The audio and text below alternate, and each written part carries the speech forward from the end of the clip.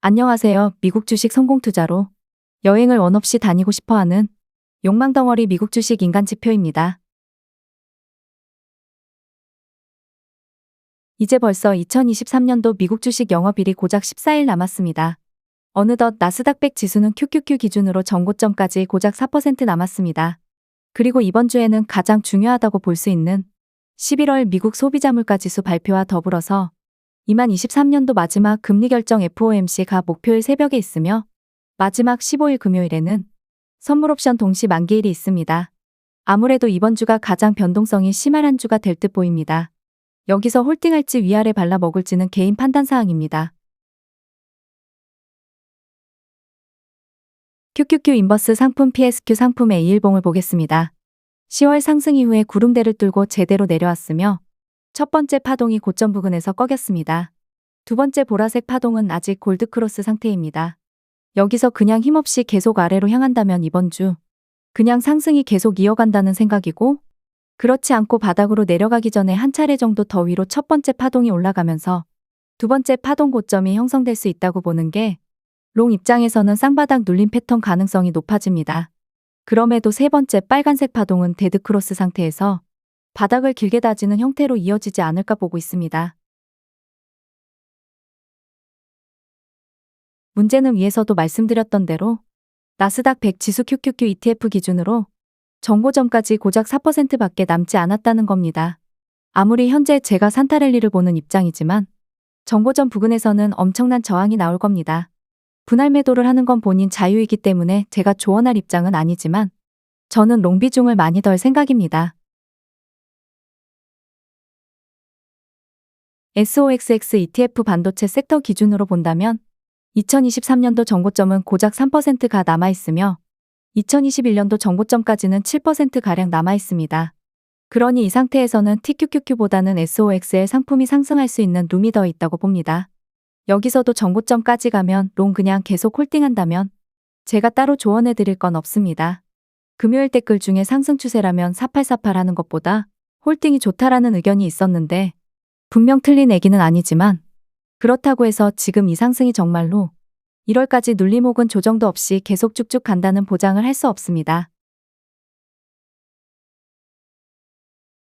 다시 QQQ ETF 주봉으로 넘어와서 본다면 고작 12월 영업일은 단 14일, 이번 주에 눌림이 살짝 나온다고 하더라도 제가 보는 하락폭은 단 3%입니다. 그러니 정고점까지 남은 다음 주부터 계산하면 단 9일에서 많게는 12일 안에 7% 오른다는 건 너무나 쉬워 보인다는 겁니다. 우리는 누구나 고점에서 매도하고 싶어 합니다.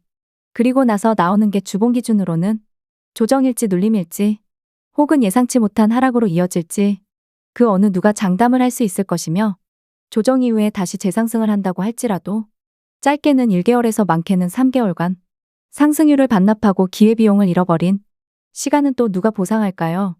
결국 투자는 본인이 판단하는 거겠지만 제 투자 원칙으로는 3배 레버리지 상품은 기회 줄 때 분할 매도하는 게 맞다고 봅니다. 아무튼 저는 정고점까지 가면 분할 매도 들어간다고 미리 말씀드리는 거예요. 여기서 간략하게 제 2024년도 상반기 뷰를 얘기 드린다면 1월 초에 잠깐의 눌림이 발생하지 않을까 봅니다.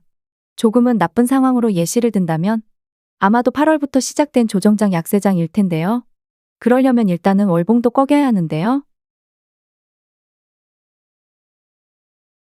가장 나쁜 시나리오가 월봉 첫 번째 파동이 1월부터 다시 아래로 내려오면서 생각하기도 싫은 1월부터 다시 조정장이 시작된다는 시나리오.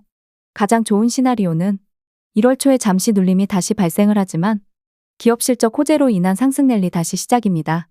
다만 제가 경제지표 발표와 기업 실적은 예측하지 않는 편이라서 결국 전 차트대로 움직일 테지만 나쁜 시나리오대로 흘러간다면 2024년도 나스닥은 긴 호흡에서 정고점 부근을 크게 넘지 못하는 박스권 장세로 갈 확률도 높습니다. 현재 S&P 500 선행 PER 19배 상태입니다. 주식이라는 게 거품이 당연히 발생도 하지만 제가 그래도 미국 주식을 좋아하는 이유는 세력들이 그래도 양심은 있는 편이라는 겁니다. 2023년도에 주구장창 주가가 크게 올랐음에도 선행 PER 20배를 넘기지 않았습니다. 아무리 주가를 펌핑할 힘이 있다고 하더라도 금리 상태, 거시경제 상태, 기업 실적 상태 모든 걸 감안해서 주가를 오르고 내리고를 반복한다는 겁니다. 그런데 여기서 1월에도 크게 상승을 이어가려면 결국 4분기 기업 실적이 예상보다 좋게 나오면서 선행 EPS 상태를 더 높게 책정하지 않는 이상 주가를 무작정 올리지 못한다는 겁니다. 혹은 달러 인덱스가 엄청나게 떨어져서 한차손으로 슬퍼할 일이 발생을 하거나 10년 국채 금리 상태가 4% 아래로 떨어진다면 그때는 기업 실적과 무관하게 주가를 펌핑시킬 명분이 생긴다는 겁니다.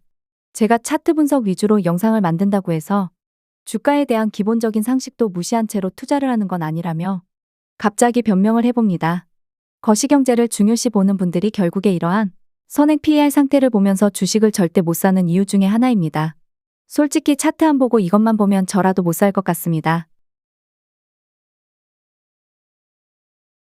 S&P 500 지수를 나타내는 SPX입니다. 정고점까지 가면 S&P 500 기준으로 선행 PER 19.5배 정도가 될 것 같습니다. 전 여기까지 가면 정고점을 뚫고 더 올라가더라도 하락이 불가피하다고 봅니다. 눌림이 올지 조정이 올지 하락으로 올지 모르겠으나 그건 그때 가서 대응을 하는 걸로 하겠습니다. 여기서 SOXX 반도체 섹터가 정고점까지 7% 갔다고 가정을 하고 이번에 매수했던 분들 중에 평단가 좋으신 분들은 매수가 대비 30% 가까운 상승을 먹을 것이고 제 기준이라면 25% 이상은 먹을 것 같습니다. 이 정도면 만족할 만하지 않나요? 물론 누구에게는 만족할 만한 수준은 아닐지도 모르지만 저는 이 정도면 한 달 목표치의 반 이상은 도달한 거라서 만족하면서 충분하게 분할 매도할 것 같습니다. 이번 주 대응 전략은 매우 심플합니다. 눌림이 다시 오면 추가 매수하면 된다고 봅니다. 그렇다고 해서 현금 비중 0% 만들고 매수하지 않습니다. 저는 최소한 계속 영상에서 언급해드린 대로 전체 시드 대비 늘 20에서 30% 현금은 남겨둔다는 마인드입니다. 풀매수에서 수익률 극대화하는 건 초창기 때는 그랬지만 이제는 손절을 하더라도 최소한 내 돈을 지키는 범위 내에서 해야 된다는 마인드로 바뀌었습니다. 마지막으로 TSLA 4시간 차트로 보겠습니다. 결국 테슬라도 지수에 따라서 움직일 거라고 보고 있습니다. 이번 주에 어느 정도 추가 눌림일 때 매수를 받아서 250에서 260달러일 때 반 이상 매도할 생각입니다. 이전 고점이기도 하고 주봉에서도 260달러 부근이 딱 저항대로 자리 잡혀 있기 때문이고 테슬라에 대한 추가적인 호재성이 나오지 않는다면 결국 그렇게 되면 1월 초에 다시금 눌림이 나올 때 또다시 스윙 전략으로 테슬라는 접근해도 매우 좋은데 차라리 그럴 바에 저는 SOX의 상품 스윙이나 해야 할 것 같습니다. 아무튼 이번 주에 눌림이 나온다면 저는 추가 매수를 할 생각이고 눌림도 없이 횡보하다가 위로 싸버리면 매수했던 비중만 가지고 정고점까지 기다려보는 전략입니다. 분명 정고점까지 가는 게 좀 더 확률이 높아 보이지만 눌림 구간이 아닐 때는 절대 매수하지 않는 게 제 원칙입니다. 그래야 뇌동매매를 하지 않기 때문입니다. 감정이 들어가는 순간 매매가 꼬여버리는 제 성격도 잘 알기 때문에 이번 한 주 잘 대응하셔서 다 같이 행복한 크리스마스 보내길 바라봅니다. 구독과 좋아요, 알람 설정은 무료입니다.